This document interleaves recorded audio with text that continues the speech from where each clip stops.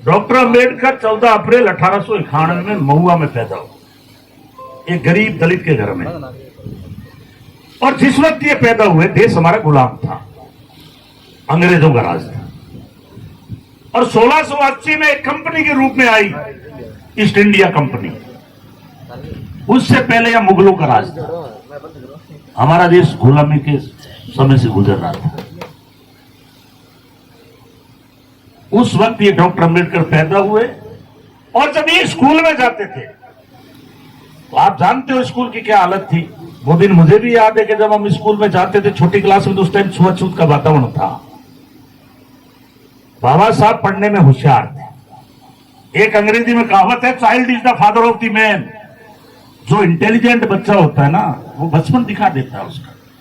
अगर अच्छा खिलाड़ी बनेगा तो वो ग्राउंड में दिखा देगा। रात रात में पैदा नहीं होते, नेता भी रात रात में पैदा नहीं होता। हम विधायक बना सकते हैं, हम एमपी बना सकते हैं वोट के माध्यम से, लेकिन नेता तैयार होने में 25 साल लग जाते हैं।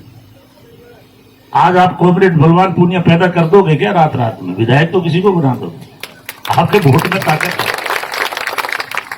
इसलिए मैं कहता हूं कार्यकर्ताओं की सच्चे दिल वालों की इज्जत होनी चाहिए। जब बाबा साहब स्कूल में जाते थे, पढ़ने में होशियार थे। उस टाइम टीचर कहां थे, स्कूलें बहुत कम थी। आजादी से पहले हमारा देश विभिन्न टुकड़ों में बटा हुआ था। वर्ण व्यवस्था हावी थी। हमारी जो व्यवस्था है उनमें 4 वर्ण थे। सबसे ऊपर ब्राह्मण, दूसरे नंबर पे क्षत्रिय, तीसरे नंबर पे वैश्य और चौथे नंबर पे शूद्र। ये शूद्र जो थे वो हम लोग थे। तीनों का भार उनके ऊपर थे। उनका काम था सेवा करना। आप स्कूल में नहीं जा सकते, आप धन इकट्ठा नहीं कर सकते, आप हमारी सेवा करोगे। तो जब वो स्कूल में जाते थे उनके साथ छुआछूत होती थी। एक बार मास्टर जी ने कहा कि बोर्ड के ऊपर आप लिख के सिखाओ। जैसे मैं पढ़ता था, मास्टर कम होते थे तो मास्टर जी कहते थे यार आप पढ़ाओ, कह के गेड़े सिखाते थे। बोर्ड के पीछे टिफिन पड़े थे, वो थे ऊंची जाति। बच्चे खड़े हो गए, अरे ये अम्बेडकर तो अछूत है, चमार है, इसको आपने पढ़ने के लिए दे दिया, हमारे पीछे टिफिन पड़े हैं। उसको बिठा दिया। बराबर नहीं बिठाते थे, टाटपट्टी इसको स्कूल से बाहर के आप बाहर बैठ के पढ़िए। मैं ये थोड़ा सा इसलिए बता रहा हूं कॉमरेड कि एक आदमी अछूत बनकर के बाहर पड़ा और आज उस आदमी ने देश का इतिहास लिख दिया, संविधान लिख दिया। यह है असली बात। उसको पढ़ाने से रोक दिया। एक बार जब वो स्कूल से जा रहे थे बैलगाड़ी पर, और रास्ते में पूछ लिया बैलगाड़ी वाले ने तेरी जाति क्या है, तो बाबा साहब ने कहा मेरी जाति चमार है। अरे मेरे यहाँ तो बैलगाड़ी अछूत हो गई। उसने नीचे उतार दिया और पानी रखते साथ में गंगा जल छिड़का, बैलगाड़ी ठीक की। ये वृतांत उनकी पुस्तकों में लिखे हुए, वो मैं आपको बता रहा हूं। लेकिन वो इन घटनाओं से घबराए नहीं, वो आगे बढ़ते गए। जब बड़ी क्लास में आई फर्स्ट ईयर के बाद में, तो उस वक्त ज्योतिबा फुले जात के मालिक थे। उनकी पत्नी सावित्रीबाई, सबसे पहले अगर भारत में कोई शिक्षिका थी तो उसका नाम था सावित्रीबाई। वो ज्योतिबा फुले की पत्नी थी। मैं ज्योतिबा फुले का इसलिए नाम ले रहा हूं कि डॉक्टर अम्बेडकर ने अपना गुरु ज्योतिबा फुले को माना, क्योंकि उसने एक किताब लिखी गुलामगिरी। उसने कहा कि जो हमारा भारत का नक्शा है, हम विभिन्न जातियों में बंटे हुए हैं, हम एक दूसरे से घृणा करते हैं, छुआछूत करते हैं, इसको एक दिन विद्रोह हो जाएगा, इसको खत्म करने की जरूरत है। उससे उसको समाज से बाहर निकाल दिया। उसने सबसे पहले अपनी पत्नी को पढ़ाया, और वो सावित्रीबाई उसने ऐलान किया हिंदुस्तान में मैं महिलाओं को पढ़ाऊंगी। वो जब स्कूल में पढ़ाने जाती थी, एक साड़ी साथ में ले जाती थी।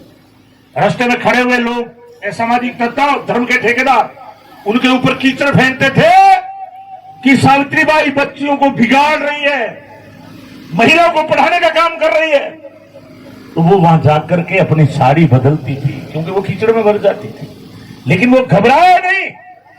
ये 1848 और 1870 की बात कर रहा हूं। ज्योतिबा फुले ने विद्रोह किया, पुस्तकें लिखी, उसने कहा प्रत्येक आदमी को शिक्षा मिलनी चाहिए, ये ऊंच और नीच खत्म होनी चाहिए, मानव सब बराबर है, सारे के सारे एक रास्ते से अपनी मां से पैदा होते हैं। इसलिए अगर जात के आधार पर अगर हम किसी को अछूत मानते हैं, इसी का परिणाम था कि हमारा देश गुलाम रहा। जब प्लासी का युद्ध हुआ तो जितने लोग मैदान में लड़ रहे थे उतने ही लोग अपने जैसे लोग बाहर खड़े देख रहे थे, क्योंकि हमारे को हथियार की ट्रेनिंग नहीं थी। हमारे समाज में व्यवस्था थी कि क्षत्रिय लड़ेंगे, शूद्रों को कह दिया हम तो गुलाम है, हम तो सेवा करेंगे। अब जब बाहर के लोग आते थे वो अटैक करते थे। प्लासी का युद्ध हुआ, ये मैं नहीं, भाजपा का बहुत बड़ा नेता पूर्व प्रधानमंत्री अटल जी का भाषण की बात कह रहा हूं मैं आपको। उन्होंने कहा मैं अफगानिस्तान गया, एक गजनी आया, सोमनाथ का मंदिर लूट के चला गया, एक छोटा सा लुटेरा था, वहां से कुछ असामाजिक तत्वों को साथ में लिया, 16 बार सोमनाथ के मंदिर सोना चांदी के भर के खतर ले गया और बहुत सारे लोगों को ले गया और उनसे धर्म परिवर्तन करवाया। और बाहर खड़े लोग दर्शक देख रहे थे, वो लोग हम लोग थे। हमें राष्ट्रीयता का ज्ञान नहीं था, हमें शस्त्र का नॉलेज नहीं दिया गया, इसलिए हम तो खड़े खड़े देखते थे। जब अंग्रेजों का राज चल रहा था तो आप याद करो, हम जानते थे कि राजाओं का राज है, क्योंकि अंग्रेज तो दिल्ली में बैठे टैक्स लेते थे। हम जानते थे कि राजाओं का राज है और राजाओं के ऊपर अंग्रेज थे। इसलिए मैं आपसे निवेदन कर रहा हूं मेरे किसान भाइयों, ये डॉक्टर अंबेडकर गायकवाड़ पिछड़े समाज का था, जैसे जाट है, बिश्नोई है, नाई है, कुमार है, वो गायकवाड़ का जो है राजा बना, साहू छत्रपति साहू। उसने ज्योतिबा फुले से प्रेरणा लेकर 50% का आरक्षण दिया। उनका हर आदमी पढ़ेगा, दलित भी पढ़ेगा, महिला भी पढ़ेगी, 36 कौम के लोग पढ़ेंगे। और डॉक्टर अंबेडकर गरीब था, जैसे अभी कॉमरेड ने कहा ना, बहुत बड़े मन से मैं छोटा आदमी, लेकिन काम कितने बड़े बताए। तो डॉक्टर अंबेडकर को स्कॉलरशिप दी कि अगर तुम विदेश में पढ़ोगे मैं स्कॉलरशिप देता हूं। उन्होंने स्कॉलरशिप दी और बाबा साहब जाके कोलंबिया यूनिवर्सिटी में पढ़े, अमेरिका के अंदर, वहां प्रजातंत्र था। 300 सालों का भी सर्वे कराया बराक ओबामा ने, जो उनका राष्ट्रपति था, कि 300 सालों में कोलंबिया यूनिवर्सिटी में सबसे इंटेलिजेंट स्टूडेंट कौन, नाम निकल के आया, उसका नाम था डॉक्टर अंबेडकर, कोलंबिया यूनिवर्सिटी। जब हमारा देश आजाद हुआ, और मैं उससे पहले वो बात कहना चाहूंगा कि वहां योग्यता की पूछ है, वहां जातियां नहीं है। हमारा तो ऐसा कलाकार बना के हमें तो जाति में बांट दिया, ऊंच नीचे में बांट दिया, और जाति में भी गोत्र है। हम इतने बंटे हुए लोग हैं, और उसी का परिणाम था कि हम गुलाम रहे। कोलंबिया यूनिवर्सिटी के आगे ओबामा ने प्रतिमा लगाई डॉक्टर अंबेडकर की अमेरिका में, और उसके ऊपर लिखा सिंबल ऑफ द नॉलेज, ज्ञान का प्रतीक, उसका नाम है डॉक्टर अंबेडकर। चौधरी चरण सिंह ने कहा था, पांव खेत में नजर दिल्ली और जयपुर पर। चौधरी चरण सिंह भी बहुत बड़े विद्वान थे। उनके बेटे हुए अजीत सिंह, अभी उनके पोते राजनीति कर रहे हैं, वहां इंडियन नेशनल लोकदल चला रहे हैं। उन्होंने इसलिए कहा था पांव खेत में जरूरी है, चूंकि हमें कमाई है, हम किसान हैं, नजर दिल्ली और जयपुर पर कि कहीं लुटेरे काबिज नहीं हो जाए। इसलिए साथियों, बाबा साहब की मूर्ति बनी। इसलिए मैं याद दिलाना चाहता हूं कि दिल्ली और जयपुर में नजर बहुत जरूरी है आपकी। और जब देश आजाद हो रहा है, लाखों लोग बलिदान हो गए। 1942 में आंदोलन चलो डू और डाई, महात्मा गांधी नेतृत्व कर रहे थे। जब आज जो दिल्ली में काबिज हुए बैठे हैं, ये लोग उस टाइम अंग्रेजों की गुलामी कर रहे थे, मुखबिरी कर रहे थे। देश हमारा 47 में आजाद हुआ। भारत के नेता अमेरिका गए, इंग्लैंड गए, फ्रांस गए, बताओ भारत का संविधान कैसा हो, कौन बनाए। वहां के नेताओं ने कहा कि तुम्हारे यहां कोलंबिया यूनिवर्सिटी से पढ़ के लड़का गया, उसका नाम डॉक्टर अंबेडकर है। और वो विद्वान, 6 विद्वान विश्व में, उनमें एक था कार्ल मार्क्स, जिस पार्टी के नेता भी आपके भगवान जी पूनिया आपके सामने, वो भी 6 विद्वानों में थे। उनकी समाजवादी की पॉलिसी थी, उनकी सोच थी सबको समानता मिले। और बाबा साहब ने भी कहा था, ये जो वर्ण व्यवस्था की खड़ी लाइन है, ब्राह्मण, दूसरे नंबर पर क्षत्रिय, तीसरे नंबर पर वैश्य और चौथे नंबर पर शूद्र। बाबा साहब ने कहा अगर भारत का विकास करना है इस खड़ी लाइन को पड़ी लाइन कर दो, सबको समानता दे दो आप। और हम कुछ नहीं चाहते, ये जीने में आनंद आएगा। यही कार्ल मार्क्स की पॉलिसी है, यही कांग्रेस की। जब संविधान बनाने की बात आई तो उन्होंने कहा डॉक्टर अम्बेडकर को सौंपिए। 7 आदमियों की कमेटी बनाई, अध्यक्ष डॉक्टर अम्बेडकर को बनाया। पर बाबा साहब ने एक बात कही उस वक्त भी, उन्होंने कहा कि अगर दलित समाज को आरक्षण नहीं देंगे, अगर समानता नहीं दोगे तो फिर मैं संविधान कमेटी में नहीं आऊंगा।